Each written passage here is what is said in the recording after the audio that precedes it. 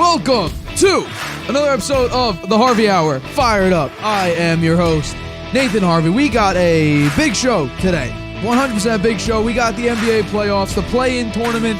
The first round of matchups have already concluded. We're moving on to the second round of matchups heading into tonight. And then we got the 9-10 winner and the 7-8 loser. That game's on Friday. So it should be an interesting weekend to see who comes out of the play-in tournament and who will be in that first round of the NBA playoffs, the official NBA playoffs. I want to get into last night's game. This is what this episode of the Harvey Hour Fired Up is all going to be about, is going to be last night's game. So let's hop right into it with the first one. The Heat and the Hawks. I picked the Heat to beat out the Hawks, and boy, was I wrong. Now, the score is by 11, but it felt so much worse than that. Like, a lot worse than that. In the first half, the Heat looked absolutely horrible. They looked terrible. In the first half, they shot 25% from three. Now, this team is not a great three-point team, hence they're 27th in three-point percentage. Compared to the Hawks, who actually shot the ball pretty well. Kind of. If you're comparing them to the Heat, yeah, they shot better. 32% from three, but 46% from the floor compared to 37.8% from the Heat. The second quarter may have been the worst second quarter I've ever seen in my life. There was no communication on the Heat side, especially on defense. They got easily beaten by a simple screen that led to a few threes for the Hawks. Trae Young. Now, there was a report that came out, I think the day before, or the day of this play-in game, so yesterday, that the Hawks were granted the green light to try to trade Trae Young next season. And look what Trae Young did. He dropped 25 points, 8 rebounds, 7 assists in a great game. Now, he didn't shoot the three ball very well because he doesn't shoot threes very well. I think he is a career 33% three-point shooter. Last night, he shot 1 of 8. Still led the team in points. But honestly, the big W for the Hawks is their bench. Every single one of their bench players had 10 or more points. The entire team was a plus in the plus-minus. Not a single one of their players was 0 or a negative. You had some huge shots by Sadiq Bey, I believe. You also had this guy named I can't pronounce his first name, Okongwu, that's his last name. On the defensive side, he had 4 blocks. Huge defensive performance for him. This was just an ugly game. I've never seen a team that are so well coached, like the Miami Heat are with Eric Spoelstra, who I think has like a top 7 win percentage, especially in the playoffs. I've never seen a great coach team play this poorly in not even the first round of the playoffs. They got out-rebounded. I have the number here. They got out-rebounded 63 to 39. Trae Young had more rebounds than some of the centers and power forwards on the Heat. The only guy he got out-rebounded by was Bam Adebayo, who he didn't even play great on offense. 12 points, 5 of 12 shooting. Like, I picked the Heat here. I thought that they were going to come in and just destroy the Hawks based on their defense because they are second in defense. Second in points allowed, I should say. 9th in defensive rating. But then I forgot to look at the obvious number. They can't score. They can't score any points. They're dead last. 109.5 points per game. That's what they average on the season. And they scored 105. Shocking. And there was a report out that came like a couple weeks ago saying that the Heat were severely disappointed because they thought they were getting an all-star version of Kyle Lowry. Well, Kyle Lowry showed up. He dropped 33 points, 5 assists, and 4 rebounds. He shot 11 of 16 and 6 of 9 from 3. That's the only reason why. And most of those points actually came in the second quarter. That's why they didn't get absolutely blown out in the first half. Now, it wasn't pretty. I think they were down by 15. But we're talking not like a 25-point down at the half. That's because Kyle Lowry showed up in the second quarter. It was everyone else. Gabe Vincent, 24 minutes, 2 of 6. His only points were 3-pointers. Max Strus didn't do anything. Tyler Hero did not have a great job shooting the 3-ball. In fact, the entire Heat team did not have a great job at shooting the 3-ball. They ended at 32.4%. But the Hawks in the second half, the Heat had a lot of chances to come back in this game. The Hawks in the second half couldn't shoot the 3-ball whatsoever. I have the number here. The Hawks in the second half shot 12.5% from 3. 2 of 16, and they couldn't shoot free throws. They're called free throws. Probably the easiest points to get in the game because you're not being defended. No one's around you. Hell, people don't even jump for this shot. It's a free throw. You shot 5 of 11. The only guy that actually made his free throws are Trae Young. He went 5 of 6. This Heat team is bad. Now, the Hawks are going to go on to the Celtics. The Hawks have lost on an average margin of 13.3 points per game against the Celtics this year. They're 0-3 against them. Would I be surprised if the Celtics show up and destroy, meaning sweep, the Atlanta Hawks? I wouldn't be surprised. Hell, I may even pick that. I may give them one game. Maybe I'll say they lose in 5. This Heat team now will have to go up against either the Bulls or the Raptors. I'd be nervous if I were the Heat. This Heat team is not the Heat team of last year. They look bad. They're slow. I believe like they're the oldest team in the NBA or very close to it. They played like they were the oldest team. Extremely slow. They were not agile. They're not jumping for rebounds. Hell, that's why they got out-rebounded by, 24 rebounds? There was no communication on defense. Like I said, they got beat by simple screens.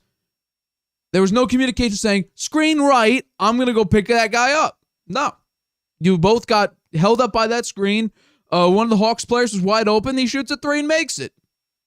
They couldn't make wide open shots either. They've had a lot of opportunities where they had wide open 3-pointers or even just wide open jump shots and couldn't make it. Hell, hit front rim, hit back rim, hit side rim, hit backboard. They played terribly. And this is an Eric Spoelstra-led team. And Udonis Haslem, who in his last regular season game actually played very well for the guy who I believe was 42 years old. I'm not going to say I was impressed with the Hawks because I was so disappointed in the Heat. I thought the Heat may play a little bit better. The Hawks showed up, though. I will give them that. I'm not going to say the Hawks are going to go far. No, they played against the worst offense in the league. They sort of did their job. I mean, I did pick the Heat, to be fair, because I thought that they would at least play good enough defense that if they averaged, the 30th, they're ranked 30 in points per game, that, you know what, if they hold them to 108, because their average is 109.5, that they'd be able to come out with the win. But they didn't really play much defense. The second chance points the Hawks had, I think they were 3 times what the Heat had, maybe even more. They couldn't get a rebound. They couldn't play much defense. Kyle Lowry did his job. The 36 or 37-year-old Kyle Lowry, who the Heat were disappointed in, because they weren't getting All-Star All-Star Kyle. He showed up. 33 points, 5 assists, 5 rebounds. No one else did. Bam Adebayo can't play all. He's a bad guy on offense. His defense is pretty good, actually. 2 blocks, 3 steals. Also got 9 boards. He'd be a 3. He's a 3 at the very best. Maybe a very bad 2 on a decent to good team. He played 41 minutes. For some reason, they have guys here that didn't make a single point. Was it Caleb Martin? 0 for 3. 5 rebounds, 2 assists. Didn't do anything in the game. He was a -4. Played 29 minutes. You shoot 3 shots. Don't make a single one of them. Kyle Lowry also came off the bench. They showed a stat, I think, very early in the game. He plays much better off the bench. Victor Oladipo played 9 minutes. Took one shot. Where was he? Kevin Love, who I thought was a really good pickup for the Heat, he barely played. 3 minutes. Made one shot. That's it. This was just a dumb basketball team. They just played so poor. It was unbelievable just how bad the Heat played. The Hawks did their job. I will give them the credit. Trae Young, while he didn't shoot well from three, he was there basically on all facets of the game. Now, he did have 5 turnovers, but he led the league in turnovers this year. 300. The next highest guy was Anthony Edwards, who we'll talk about later in the show, who was second with 259, I think. Trae Young had 300. The bench of the Hawks did their job. That's the most impressive part of the Hawks game. It wasn't the fact that, Trae Young averaged the most points on their team. DeJounte Murray did his job. He didn't shoot well from 3. Like I said, the entire team didn't really shoot well from 3. It was that the bench were 10 points or more per player. Every single one of these players was plus in the plus minus. The Hawks are going to go on, get probably stomped by the Celtics, and the Heat, I'm sort of weary of whether or not they'll be either the Bulls or the Raptors. I picked the Raptors, and I think I actually picked do I have it in front of me here? I picked the Raptors to beat them. Because I didn't feel great about it. Or actually, no. I picked the Raptors to beat the Hawks because I picked the Heat in this game. So yeah, Raptors. I think, depending on who wins, I don't think it matters.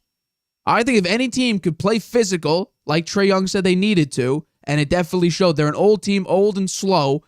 If you could out-physical the Heat, I think we could see a repeat of what this game looked like.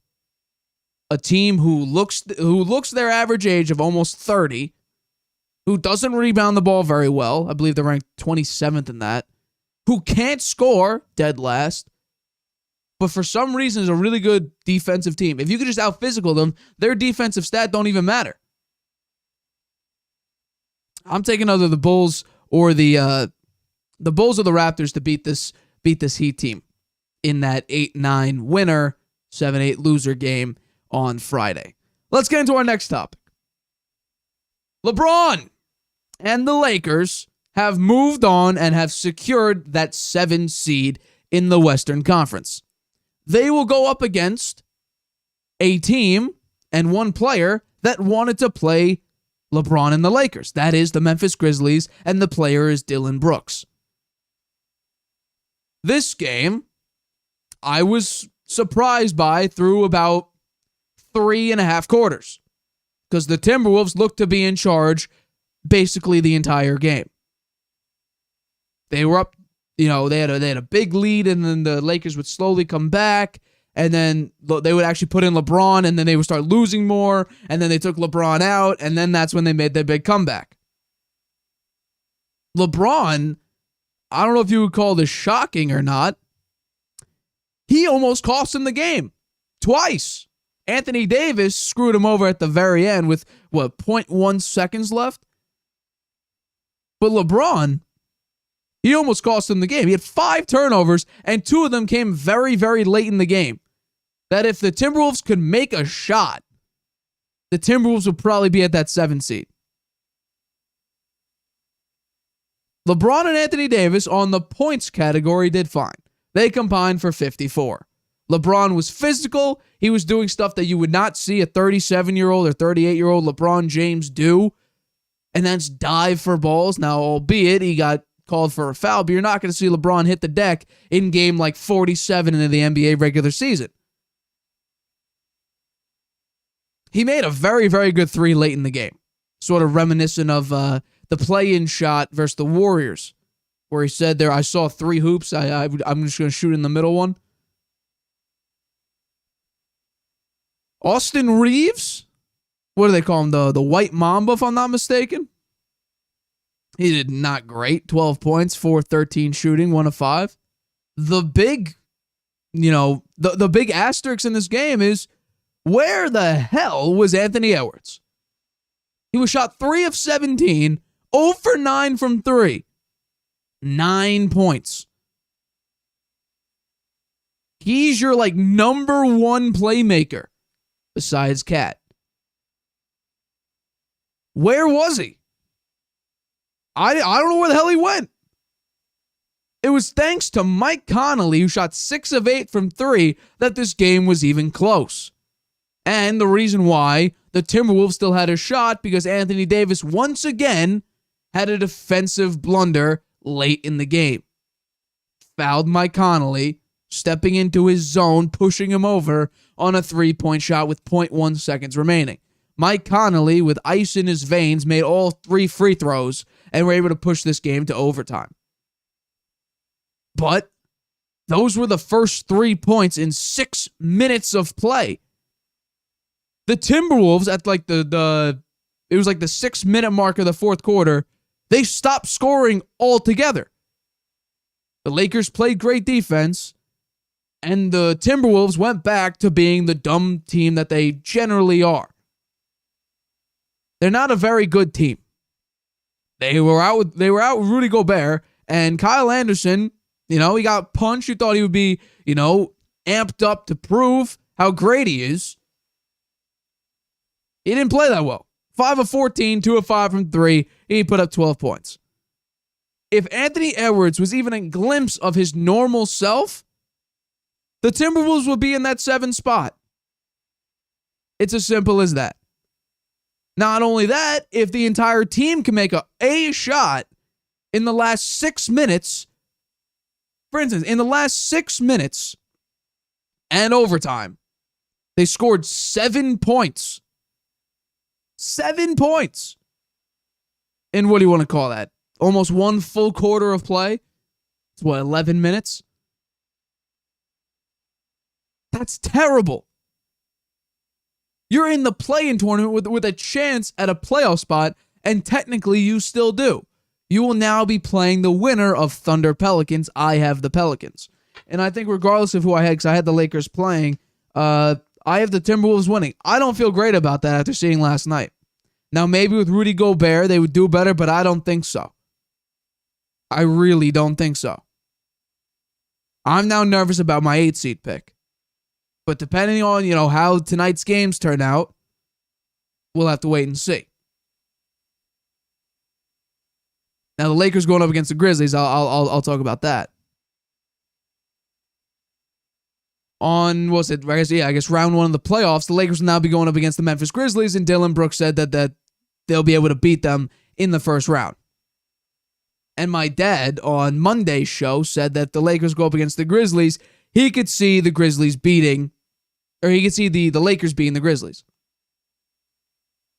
If the Lakers play defense, proper defense like they have been since the trade deadline, Darvin Ham, by the way, phenomenal moves at the trade deadline. Getting Beasley, getting D'Angelo Russell, getting Vanderbilt, getting Rui Hachimura, getting off Russell Westbrook, getting off Pat Bev. Great moves, and that's the reason why they went from being the 13 seed to now being the 7 seed. Can they beat the Grizzlies? Personally, I don't think so. I think Jaren Jackson Jr., who is right now probably going to be Defensive Player of the Year, it's a question of who will he guard. If he's going up against LeBron James, then it will be up to Anthony Davis to basically come out and be a dominant player. And generally, throughout his tenure with the Lakers, he hasn't been. There was one time where he was extremely dominant, and that was in the play-in tournament. But that's with months of rest. Now you're going up against a Grizzlies team who plays very physical. Dylan Brooks, I guarantee you, will be a nuisance to whoever he's guarding. Jaren Jackson Jr. is going to be Defensive Player of the Year, most likely. And then you still have Ja Morant, who is very good. And they also brought that, Kenny Lofton? I don't know what the hell is going to happen with him. He dropped 42 points in the last game of the year. I don't know whether he'll be an X factor or not. I have no clue. But there's a reason why this Memphis team is at the 2 seed. They're a very, very good team. clearly. The Lakers have been spotty. They've been a little bit more consistent since the trade deadline with the moves that Darvin Ham has made. But they're still inconsistent because Anthony Davis is a big question mark. A huge question mark. He sort of did his part. It wasn't the dominant performance I think a lot of us were hoping or expecting from a guy that averages 38 points and 11 rebounds against the Timberwolves. He had 24 and 15. The rebounds are phenomenal. Points could be a little bit improved based on his average. But he also played pretty great defense. 3 blocks, 2 steals. He also had 5 turnovers. The Timberwolves threw away this game. Absolutely threw away this game. They couldn't make a shot. So the Lakers are going to go up against a Grizzlies team who I think personally will beat this team. I'm not going to give an outrageous take and say Grizzlies in 5. I'll say Grizzlies in 6, a little bit more conservative. Because I just think at some point AD is either going to get hurt or he's going to go back to his normal AD self and, 16 points, 11 rebounds in a game, and they're going to lose by like 10. And we'll see just how good Dylan Brooks is against, let's say he's up against LeBron. He's doing a lot of talking. Generally doesn't deliver on his trash talk, personally. So we'll see just how good the Grizzlies are. I'll take the Grizzlies in 6 over the Lakers, but we'll talk about that more, I believe, on Friday's show when we have the I guess we won't have the official when we go live. I don't know the times of Friday's games, but I'm just going to assume they're like the rest of the play-in tournaments where they're, like 7 o'clock, 10 o'clock Eastern time. So I think depending on the outcome, we'll try to do our first round predictions. I already sort of hinted at one of mine that I got a lot of lashback from, which is my Kings Warriors pick. If you haven't seen that, you can go on my channel and look at the outrageous take that I had, apparently. But yeah, we'll do that on Friday. We also have our mock draft 2.0s on Friday as well. We're going to do picks 11 to 20, and then next Friday, we will be doing picks 21 to 31 to wrap up the entire rest of the first round of the draft. But for this episode of the Harvey Hour Fired Up, this will be it. My name is Nathan Harvey. I hope you guys all enjoyed this episode of the Harvey Hour Fired Up. Catch us Friday. We got a big show Friday, like I was just mentioning. 6:30 p.m. Eastern, right here on YouTube. Monday will also be a big show. Big show Monday. We're going to recap a bunch of the game ones of the first round of the NBA playoffs. So next 2 shows should be very, very good. So make sure you guys tune in then. But my name is Nathan Harvey. Like I said, I've been your host of the Harvey Hour Fired Up. I will catch you guys on Friday. Introducing video podcasts on Spotify. Transform your storytelling into a show everyone can watch or listen to. Easily upload your video through Anchor, Spotify's free podcast creation tool. So whether you're showing off a new recipe, interviewing an exclusive guest, or uncovering the next mystery, you can now reach a whole new audience with Spotify. Podcasting just became more than audio. Create with Anchor, watch on Spotify,